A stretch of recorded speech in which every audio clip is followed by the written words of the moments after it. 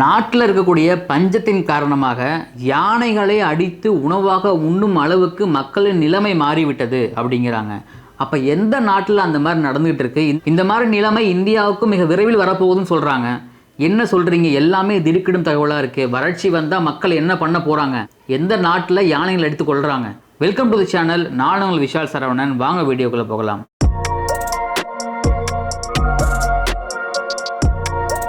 Daily updates, உலகத்தில் நடக்கக்கூடிய முக்கியமான நிகழ்வுகள் உங்களுக்கு தமிழில் வீடியோவாக டீட்டெயிலாக பார்க்கணும்னு ஆசைப்பட்டீங்கன்னா நீங்கள் பண்ண வேண்டியது ஒன்று தான். மறக்காமல் நம்ம சேனலை சப்ஸ்கிரைப் பண்ணி பெல் ஐக்கான் கிளிக் பண்ணிக்கோங்க. வறட்சி, இந்த வறட்சியால் பார்த்தீங்கன்னா நிறைய நாட்டில் மக்கள் ரொம்ப பாதிக்கப்பட்டு இருக்காங்க. உணவு இல்லாமல் மக்களுடைய நிலைமை ரொம்ப பரிதாபமாக ஆகப்பட்டு. உணவும் நீரும் தான் பார்த்தீங்கன்னா ஒரு மனிதன் வாழ்கிறதுக்கே முக்கியமான ஒரு பொருளாக இருக்குது. ஸோ அப்படி இருக்கும்போது அந்த உணவுக்கும் அந்த நீருக்கும் வறட்சியால் தட்டுப்பாடு ஏற்பட்டால் மனிதன் வாழ்வதற்கு என்ன பண்ணுவான் அப்படிங்கிற கேள்வி இங்கே மிகப்பெரிய கேள்வியாக எழும்புது. ஸோ அப்படி இருக்கும் பொழுது வறட்சியால் தன்னை சுற்றி இருக்கிற எல்லா இடமும் பார்த்திங்கன்னா வறண்டுடுச்சு, சாப்பிட்றதுக்கு எதுவுமே இல்லை. நிலைமை கைமீறி போனதுக்கப்புறம் அடுத்த ஆப்ஷனை மனுஷன் தேடுறான். எப்படி ஒரு குறிப்பிட்ட ஆண்டுகளுக்கு முன்னாடி அந்த பீரியடில், அதாவது ஒரு சங்க காலத்துக்கு அதுக்கப்புறம் பார்த்திங்கன்னா கல் தோன்றா மண் தோன்றா காலத்துக்கு அப்புறம் மனிதன் முதலாக எப்படி வேட்டையாடி உண்ண ஆரம்பித்தானோ அந்த நிலைமைக்கு தள்ளப்பட்டுட்டாங்களோ அப்படின்னு தோணுது. அப்படி வேட்டையாடுறதுக்கு கூட விலங்குகள் உயிரோடு இல்லை.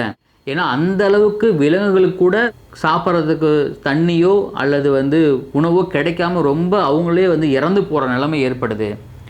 ஆப்பிரிக்கா நாட்டில், தென்னாப்பிரிக்கா நாட்டில் நமீபியாவில் தான் இந்த நிலைமை ஏற்பட்டிருக்கு. அங்கே என்னென்னா அரசாங்கமே இந்த முடிவு எடுத்திருக்காங்க. என்ன முடிவுனா, இந்த பஞ்சத்தால் கடந்த 10 வருடங்களாக ஏற்பட்ட பஞ்சத்தால் 2014 முதல் 2024 வரை ஏற்பட்ட பஞ்சத்தால் மக்கள் ஆல்ரெடி 80% அங்கே இருக்கக்கூடிய உணவுப் பொருட்களை அவங்க அனுபவிச்சிட்டாங்க. இதுக்கப்புறம் அவங்க உண்றதுக்கு உணவே இல்லாத நிலை ஏற்படும் பொழுது தான் அவங்க ஒரு முக்கியமான முடிவு எடுக்கிறாங்க. காட்டு யானைகளை நம்ம இறைச்சியாக செய்யலாம். அதாவது அவங்க ஒரு லா வச்சுருக்காங்க, ஒரு மனிதன் வாழ்வதற்கு என்னெல்லாம் செய்யலாம் அப்படிங்கிறது. அதனுடைய அடிப்படையில் காட்டு யானைகளை அடித்து கொன்று இறைச்சியாக சாப்பிட்டு உயிர் வாழ வேண்டும் அப்படின்னு முடிவுக்கு எடுத்திருக்காங்க. இந்த முடிவு வர்றதுக்கு என்ன முக்கியமான காரணம்னா வறட்சி. இந்த வறட்சி வர்றதுக்கு முக்கியமான காரணம் காலநிலை மாற்றம். இந்த காலநிலை மாற்றத்தால் இந்த அளவுக்கு மிகப்பெரிய ஆபத்து ஏற்படுமான்னு கேட்டால் ஏற்படும்.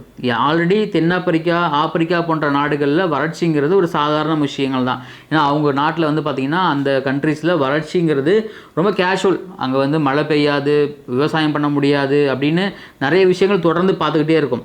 இது ரொம்ப எக்ஸ்ட்ரீமில் பீக்கில் அப்படி இருக்குங்கிறாங்க. அப்படி பீக்கில் இருக்கும் பொழுது அங்கே வாழக்கூடிய மனிதர்கள் 85% மேலே மனிதர்கள் பார்த்திங்கன்னா உணவு இல்லாமல், கரெக்டான ஒரு இருப்பிடம் இல்லாமல் ரொம்பவும் அவங்களுடைய வாழ்வின் விளிம்பு நிலைக்கு வந்துட்டாங்க அப்படின்னு சொல்கிறாங்க.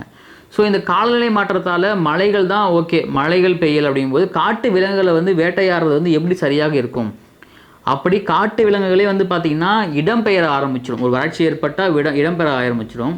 ஆனால் விலங்குகள் இடம்பெயர முடியாத அளவுக்கு அங்கே வறட்சி ஏற்பட்டிருக்கு. ஏன்னா இடம்பெயரணும்னா அதுக்கு உடம்புல சக்தி வேணும் இல்லைங்களா? அது கூட அங்கே இருக்கக்கூடிய வன உயிரினங்களுக்கும் மற்ற உயிரினங்களுக்கும் இல்லாமல் போயிடுச்சு. முக்கியமாக அங்கே இருக்கக்கூடிய கால்நடைகள், ஆடு, கோழி, மாடு இந்த மாதிரிலாம் பார்த்திங்கன்னா வறட்சியால் எல்லாமே இறந்து போயிருக்கு. உணவளிக்க முடியாமல் வறட்சியால் அதுவும் இல்லாமல் மக்கள் உணவுக்கு பார்த்திங்கன்னா ஆப்ஷனே இல்லாமல் இருந்ததுக்கப்புறம் தான் ஆல்ரெடி அவங்க நிறைய மிருகங்களை ஆல்ரெடி சாப்பிட்டு இருந்திருக்காங்க. அப்போ இதில் எக்ஸ்ட்ரீம் லெவலாக யானைகள் தான் பார்த்திங்கன்னா நிறைய மீட் இருக்கும், நிறைய இறைச்சி இருக்கும். அப்போ நம்ம யானைக்கு போகலாம் அப்படிங்கிற முடிவை தான் அவங்க அடுத்து எடுத்திருக்காங்க. ஸோ அதில் என்னென்ன விலங்குகள் அவங்க சொல்கிறாங்கன்னு பார்த்தீங்கன்னா, யானைகள், அதாவது யானைகள் தவிர பார்த்திங்கன்னா 300 வரி குதிரைகள், 30 நீர் யானைகள், 50 இம்பாலா மான் வகைகள், 60 எருமைகள், 100 காட்டு எருமைகள், 10 எலாண்டஸ் மான் வகைகள் ஆகியவற்றை கொள்ள திட்டமிட்டு விட்டுருக்காங்களாம். இப்போ இதெல்லாம் பார்த்திங்கன்னா ரொம்ப அதிகமான இறைச்சி உள்ள உயிரினங்கள் காட்டு விலங்குகள்னு சொல்லலாம். ஸோ அப்படி இருக்கும் பொழுது இது எல்லாத்தையுமே அவங்க எப்படி கையாள போகிறாங்க? ஏன்னா ஆல்ரெடி உலகத்தில் இருக்கக்கூடிய காலநிலை மாற்றத்தால், பருவநிலை மாற்றத்தால் பல இடங்களில் அதீத மழைப்பொழிவு ஏற்படுது. அதாவது குறைந்த காலத்தில் அதீத மழைப்பொழிவு.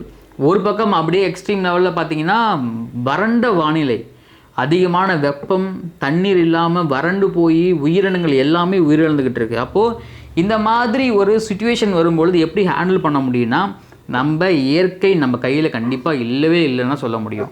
ஏன்னா அந்த மக்கள் வந்து நினச்சிருப்பாங்களா, ஒரு குறிப்பிட்ட வருடங்களுக்கு முன்னாடி நம்மளுடைய நிலைமை இந்த மாதிரி மாற நினச்சிருப்பாங்களா? அதில் முக்கியமான விஷயம் என்னென்னா, அவங்க கொல்லக்கூடிய யானைகள் வந்து பார்த்திங்கன்னா அழிந்து வரும் நிலையில் இருக்கக்கூடிய யானைகளாம். அந்த யானைகளை வந்து பார்த்திங்கன்னா பாதுகாக்கப்பட வேண்டிய பட்டியலில் உலகத்தில் வந்து வச்சுருக்காங்க. ஸோ அந்த யானைகள் உலகத்திலே வந்து பார்த்திங்கன்னா ஆப்பிரிக்காவில் மட்டும் இருக்கக்கூடிய யானைகள் அது வந்து ரொம்ப மினிமம் லெவலில் தான் இருக்கான். ஸோ அப்படியேப்பட்ட யானைகளை வந்து பார்த்திங்கன்னா அவங்க கொல்றது திட்டமிட்டுருக்காங்கன்னா அப்போது அவங்களுடைய நிலைமை எந்த அளவுக்கு போயிருக்கும். ஸோ அப்போது இந்த ஃபுட் செயின் மூலியமாக மனிதன் தான் இங்கே வந்து மேல் நோக்கி நிற்கிறான். அனைத்துக்குமான ஃபுட் செயின்லேயும் பார்த்திங்கன்னா மனிதன் தான் மேல் நோக்கி நிற்கிறான். தன்னுடைய தேவைக்கு ஏற்ப மாதிரி தன்னுடைய சூழ்நிலைக்கு ஏற்ப மாதிரி அதை மாற்றிக்கணும் அப்படிங்கிறதுல மனிதன் வந்து குறிக்கோளாக இருக்கான். ஸோ இப்போ இதை வந்து நம்ம சரி பண்ண முடியாதான்னு கேட்டால் சரி பண்ணலாம். சரி பண்ணுறதுக்கு என்ன பண்ணணும்னு பார்த்தீங்கன்னா, இது வந்து இன்றைக்கி நம்ம பேசி நாளைக்கு பண்ணுற முடிவு கிடையாது. இதுக்கு ஒரு லாங் டேர்ம் ப்ராசஸ் இருக்கணும். அந்த லாங் டேர்ம் ப்ராசஸ்க்கு வந்து இப்போ அவங்களால பண்ண முடியுமானா அது டவுட்டு தான். ஏன்னா அதுக்கான பொருளாதாரமும் அதுக்கான நிதியும் அதுக்கான சக்தியும் அந்த மக்களிடமும் அந்த அரசாங்கத்திடமும் இருந்தால் மட்டும்தான் இதை அடுத்த லெவலுக்கு கொண்டு போக முடியும். நம்ம நிறைய விஷயங்கள் பேசிகிட்டு இருக்கோம் இல்லைங்களா, இந்த மாதிரி விஷயங்கள்லாம் நம்ம நாட்டையும் நடக்கிறதுக்கு நிறைய வாய்ப்புகள் இருக்குது. இதனால தான் நம்ம என்ன சொல்கிறோன்னா, இப்போ இருக்கக்கூடிய அரசாங்கங்கள் மக்களுக்கான உதவும் வகையில் இயற்கை சீற்றத்துக்கான விஷயங்களை தொலைநோக்கு பார்வையில் யோசிக்கணும். ஒரு 50 வருடத்துக்கு அப்புறம் ஒரு 100 வருடத்துக்கு அப்புறம் இப்போ இருக்கக்கூடிய நிலைமைகள் எப்படி மாறும், நீர்நிலைகளை ஆக்கிரமிப்பு பண்ணுற விஷயங்களாக இருக்கட்டும், நிலத்தடி நீரை வந்து பார்த்திங்கன்னா வீணாக்கிற விஷயங்களாக இருக்கட்டும், நீர் மாசுபடுதலாக இருக்கட்டும், காற்று மாசுபடுதலாக இருக்கட்டும், அப்படிங்கிற விஷயங்கள்லாம் மனிதன் தன்னுடைய தேவைக்கு ஏற்ப மாதிரி மாற்றிக்கொண்டே போனோம் அப்படின்னா இங்கே இருக்கிற அதாவது இன்றைக்கி நடந்த நமீபியாவில் நடந்த நிலைமை தான் நாளைக்கு இந்தியாவிலும் வர்றதுக்கு அதிக வாய்ப்புகள் இருக்குது. ஏன் எப்படிங்க வரும்? நம்ம நாடு வந்து நல்ல செழிப்பான இருக்கிற நாடுன்னு நம்ம சொல்லலாம். ஒரு கண்ட்ரி ஒரு நாடு அழிய போகுதுன்னா ஒன்று தண்ணியால் அழியும், இன்னொன்று நெருப்பால் அழியும், இன்னொன்று வறட்சியால் அழியும். ஸோ இப்போ அந்த நாடு வறட்சியால் அழியுது, நம்ம நாடு ஆப்ஷன் இருக்குது இல்லைங்களா, நீர் அதிகமாகலாம், கடல் நீர் மட்டம் உயரலாம். இந்த கடல் நீர் மட்டம் உயர்ந்தால் நகரங்கள் வந்து அழியலாம், வறட்சி வெப்பம் ஏற்படலாம், வெப்பத்தால் வந்து நிறைய வந்து தீ ஏற்படலாம். அந்த மாதிரி இந்த காலநிலை மாற்றங்கள் பருவநிலை மாற்றங்களால் இயற்கையில் எது வேணாலும் நடக்க சாத்தியமாக உள்ளது. அப்போது நம்மளுடைய மனதில் நம்ம தான் இந்த உலகத்துக்கு ராஜா அப்படின்னு நினைக்காம முடிந்த அளவுக்கு இந்த இயற்கையை வந்து இது வரைக்கும் நம்ம வந்து என்னென்ன பண்ண முடியுமோ பண்ணிட்டோம். நீர்நிலைகளை அழிச்சிட்டோம், காற்றை மாசுபடுத்திட்டோம், தண்ணியை வந்து வீணாக்கிட்டோம்.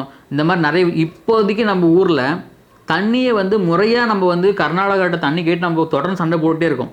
ஆனால் கர்நாடகா கொடுக்கக்கூடிய தண்ணியை முழுமையான சேமித்து வைக்கிற அளவுக்கு நம்மக்கிட்ட மிகப்பெரிய ஒரு வாட்டர் சோர்ஸ் இருக்கான்னா அது மிகப்பெரிய கேள்விக்குறி தான். நான் ஏற்கனவே சொன்ன மாதிரி சென்னையில் மிகப்பெரிய நதியான கூவமாறு வந்து பார்த்திங்கன்னா இப்போ வந்து சாக்கடையாக மாறி இருக்குது. அதுக்கும் மனிதன் தான் காரணம்.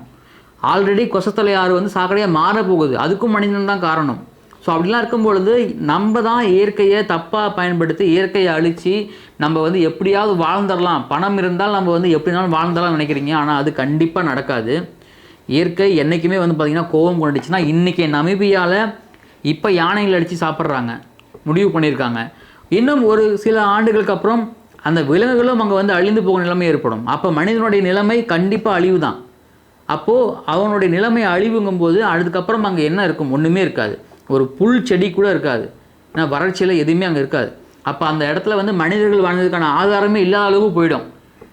அதே மாதிரி நமக்கும் நடக்க நிறைய வாய்ப்புகள் இருக்குது. இதெல்லாம் மனசில் வைத்துக்கொண்டு நம்ம இப்போ இருக்கிற நிலைமைகளை சரி செய்கிறதுக்கு இன்ஸ்டன்ட் சொல்யூஷனை தேடாமல் பெர்மனன்ட் சொல்யூஷனை தேடினா மட்டும்தான் இதுக்கெல்லாம் ஒரு தீர்வு கிடைக்கும். ஏற்கனவே காற்று மாசு, நீர் மாசு அப்படின்னு நம்ம எல்லா வீடியோ நம்ம பண்ணியிருக்கோம். நம்ம தொடர்ந்து இந்த மாதிரி வீடியோ பண்ணுறதுக்கு காரணமே இது மாதிரி நம்ம வீடியோ பண்ணும் பொழுது இதை நம்மளை பார்த்துட்டு மற்றவர்களும் வீடியோ பண்ணாங்கன்னா இது கண்டிப்பாக ஒரு அவேர்னஸாக இருக்கும். இந்த அவேர்னஸுக்கு வந்து மக்களிடம் போய் சேரும். அப்படி சேரும்போது யாராவது ஒருத்தவங்க இந்த மாதிரி எண்ணங்கள் வராதா அப்படின்னு ஒரு சின்ன ஒரு ஆசை தான். இந்த மாதிரி டெய்லி வீடியோஸ், டெய்லி அப்டேட்ஸ், முக்கியமான நிகழ்வுகள் தமிழில் பார்க்கணும்னு நினச்சிங்கன்னா நீங்கள் பண்ண வேண்டிய ஒன்று தான், மறக்காமல் நம்ம சேனல் சப்ஸ்கிரைப் பண்ணி பெல் ஐக்கான் கிளிக் பண்ணிக்கங்க. இந்த வீடியோ பற்றி கருத்துக்களை கமெண்டில் பதிவு பண்ணுங்கள். ஒவ்வொரு கருத்துக்கும் ரிப்ளை பண்ணுறதுக்கு ரெடியாக இருக்கேன். இந்த வீடியோ பிடிச்சிருந்தா ஷேர் பண்ணுங்கள், உங்கள் ஃப்ரெண்ட்ஸுக்கு ஷேர் பண்ணுங்கள், ஒரு லைக் பண்ணுங்கள். நான் உங்கள் விஷால் சரவணன். நன்றி, வணக்கம்.